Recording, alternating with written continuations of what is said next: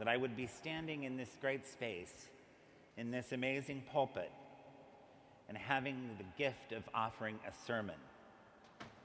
A small miracle to me, but miraculous nonetheless.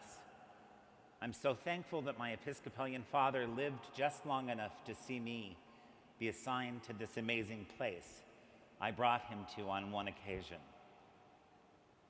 So see, I think it is a cop-out to simply say that miracles are nothing more than metaphor or allegory, or that they are easily explained away by some hermeneutic gymnastics. In some attempt to gain comfort with the miracle passages, we might rationalize them, and in so doing, unintentionally trivialize them. For the two gospel miracles today, we might make rationalizations such as, and I've heard these, well, maybe there was a big stockpile of fish and bread hidden somewhere nearby, and Jesus just used all of that to feed those people. Or another one that we all may have heard about Jesus walking on the water. Maybe the disciples in the boat only dreamt that Jesus was walking on the water. How would we know? But to question the miracle stories or excuse them away really means we might be missing something. Some here may be old enough to recall that years ago in the 1960s and 70s, there was a rather fundamentalist televangelist, I guess you would call her, a woman by the name of Catherine Kuhlman. I listened to her, even though at a young age I was a little skeptical of her theology. She wrote a number of books and was frequently on TV.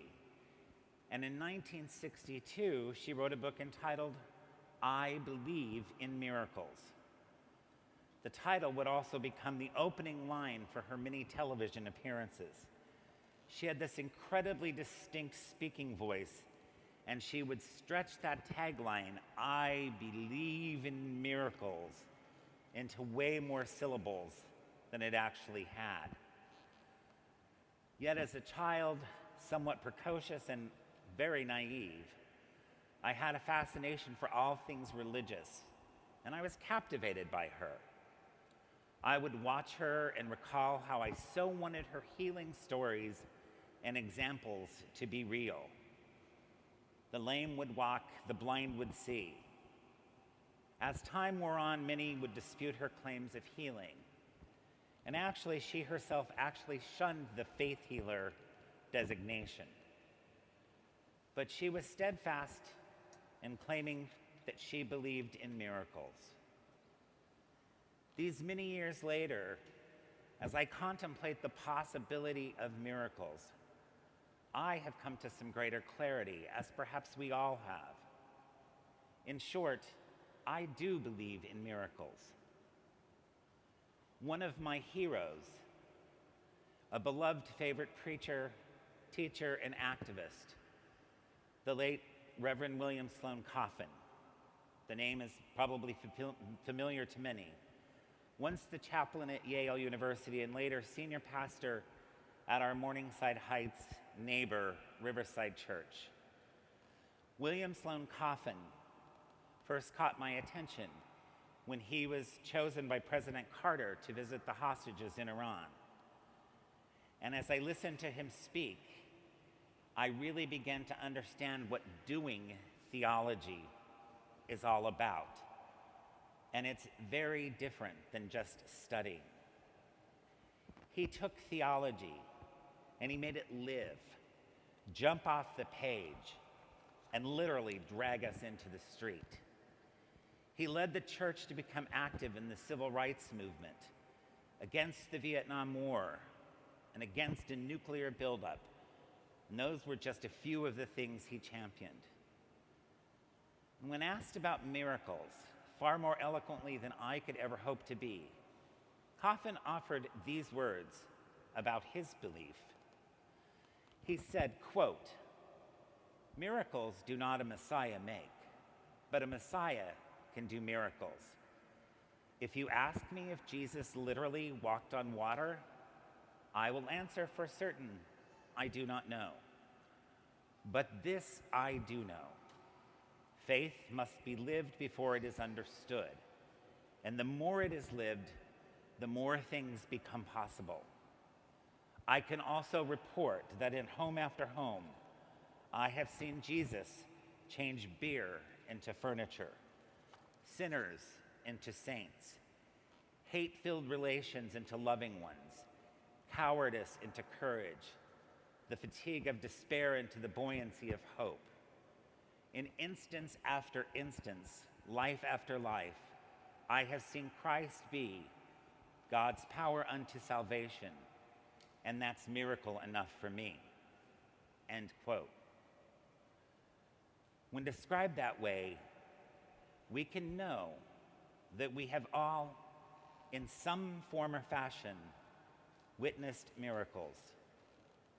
The miracle passages also invite us to look beneath the written word and the obviousness of the story and see what else might be found in recounting those miracles.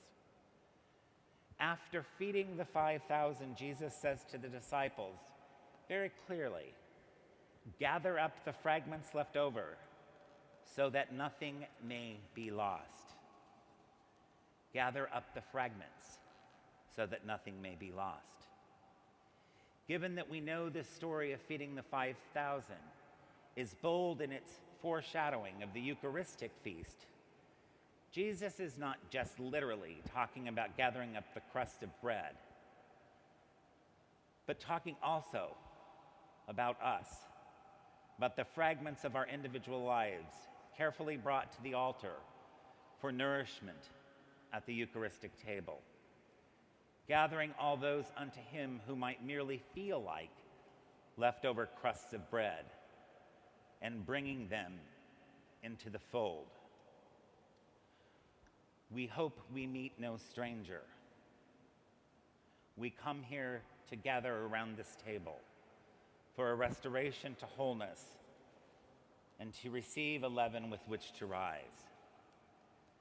The miracle of the loaves and fish is about a Thanksgiving meal, for that is what Eucharist means, thanksgiving.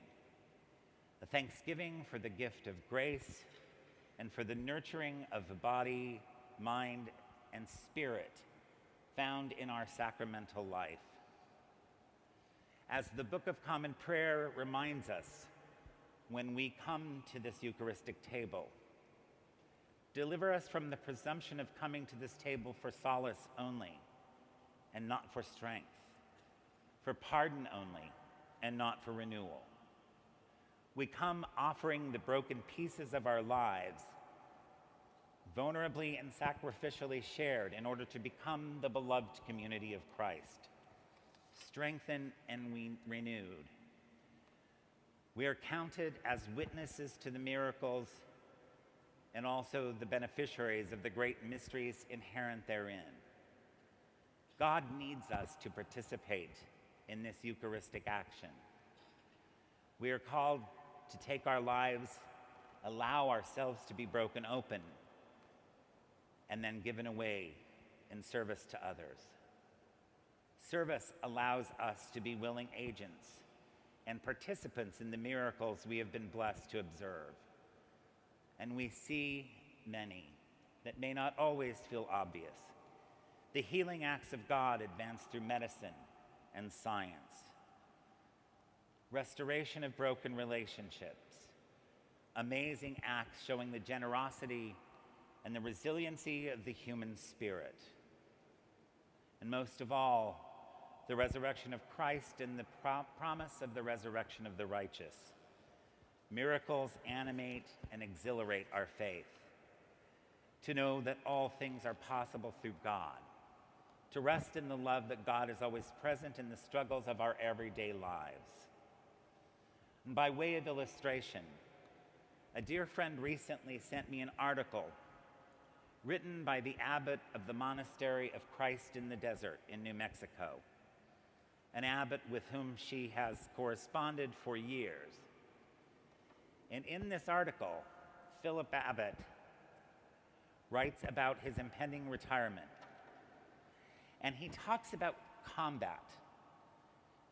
Perhaps for you, as for me, combat is not a comfortable word or a concept that we like.